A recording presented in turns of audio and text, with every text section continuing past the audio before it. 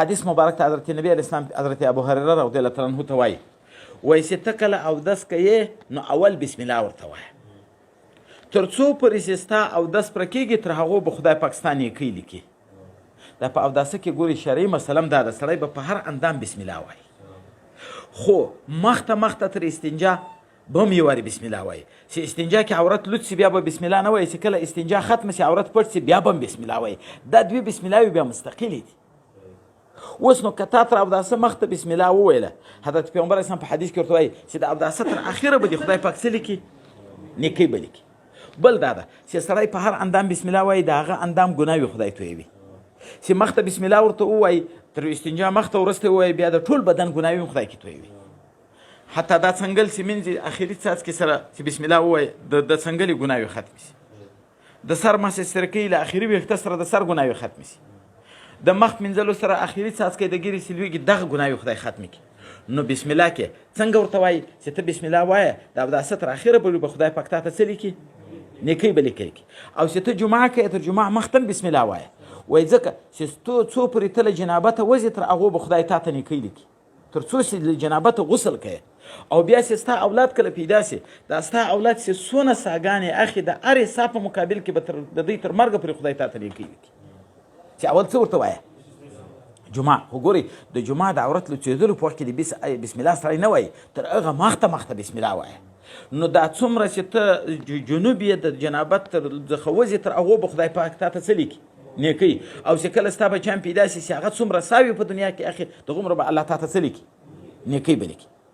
او بیا ورته وایي چې کله ته په دابه باندې سپور شي بیا په بسم الله وایه دا هر قدم چې دا ستا دابه ږدي خدای پاک په تا ته یوه نیکي لیکي او بیا ورته وایي چې ته په کښتۍ کې سپور سي نو ته بسم الله وایه تر څو چې له کښتۍ راکوز سوی نه یې تر هغو به خدای پاک تا ته څه لیکي نیکۍ لیکي او بیا ورته وایي چې ته کله جامې اغوندې هم مخته بسم الله وایه ځکه ستا د عورتو او د شیطان په منځ کې به بسم الله پرده سي شیطان به ستا عورتو ته نه ګوري د جامې ایستلو په وخت کې خو عورت څه کوي لوڅېږي که نه خو چې بسم الله دې مخته وویله خدای پاک په هغه د عورت لوڅېدل ځینې ختم کړي د شیطان ته به عورت لوڅ نه سي او په اوداسه کې خو ما درته خصوصي ته وردا ده چې یوه بسم الله د ټول اوداسه دپاره ده دا مخته تر استنجا وروسته یوه په هر اندام ده په هر اندام د هغه اندام ګناوي تویېږي صغیره او د ټول اوداسه دپاره چې مخته و شاته استنجا بسم الله ووایه د ټول بدن ګناوي خدای تویي اوس موږ تاسو په اوداسه کې څو اندامونه مینځو څلور خو مخ د لاس د سر ده پښې دا څلور نو که ته په هر اندام بسم الله وایې خو د دغو څلورو ګناوي ختمېږي د نور بدن ختمېږي صغیره ګناوي چې کله تر استنجا مخته و شاته بسم الله ورسره ووایه د ټول بدن ګناوي هم خدای ورسره ختمېږي فضیلت ته بسم الله کې دام راغلی دي او په حکایاتو کې د درې څلور حکایات هم کې نقل کړي دي چې بسم الله کې یو یې دا حکایت نقل کړی ده حضرت عمر صاحب ته د روم باچا خط راولی وی ورته وی ویل د روم باچا کافر و په اسلام مشرف نه و ورته وی ویل چې زما د سر درد زیات ته مسلمان یې بیا د مسلمانانو امیر المؤمنین یې ته ماته یو علاج راوښیه حضرت عمر صاحب یوه خولۍ ور ولېږله ول دا پر سر کوه چې بیا د سر درد نه وي د روم باچا چې خولۍ په سر کړه د سر درد یې ختم شي چې کله به خولۍ کېښوه د سر درد به بیا شروع شي حیران سئ چې په دې خولۍ کې څه کمال ده دا خو یوه کپړه ده نو دا خولۍ یې راواخیسته څیرې یې کړه دا منځ یې سوری کوي چې سوری کوي په هغه کې وړکی کاغذ و په هغه لیکلي و بسم الله الرحمن الرحیم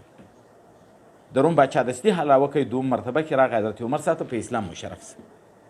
ولې چې د اسلام دومره قدر ده چې د اسلام په اول ټکي بسم الله الرحمن الرحیم زما د ټول عمر د سر درد ختم سي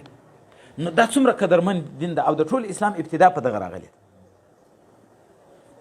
دغه مجوسو